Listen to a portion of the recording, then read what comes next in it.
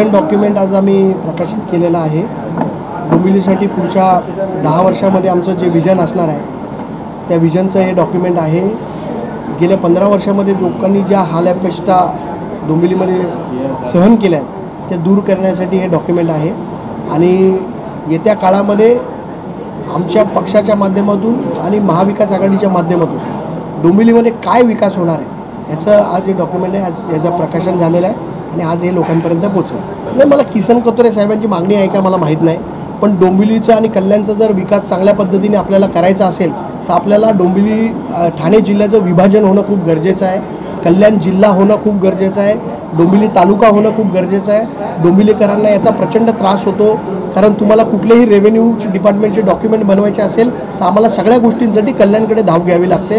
डोंबिवली जर तालुका झाला आणि कल्याण जिल्हा झाला तर आमच्या सगळ्यांचा प्रश्न, डोंबिवलीकरांचा प्रश्न मोठ्या प्रमाणात मार्गी लागेल असं आम्हाला वाटतं आणि त्याच्यासाठी ही मागणी आहे। जिल्ह्यांचं विभाजन झाल्यानंतर जिल्ह्यांचा चांगल्या पद्धतीने विकास होतो असं आमचं म्हणणं आहे। नाही, दिबा पाटील हे आमच्यासाठी आदर्शच आहेत आणि उद्धव साहेब ज्या दिवशी मुख्यमंत्र्याच्या खुर्चीवरून उतरले त्याच्या आधी उद्धव साहेबांनी निर्णय घेतला की दिबा पाटलांचं नाव नवी मुंबई एअरपोर्टला द्यायचं आणि त्याच्यानंतर आज केंद्र सरकारने त्याच्यावरती कुठलीही पुढची कारवाई केलेली नाही, म्हणून दिबा पाटलांचा फोटो आमच्यामध्ये दिसणं, तो संघर्ष योद्धा होते आणि समाजाला न्याय मिळवून देणारा एक चांगला कार्यकर्ता होता आणि त्यांचा फोटो आम्ही सगळ्या आमच्या डॉक्युमेंट्सवर टाकतो।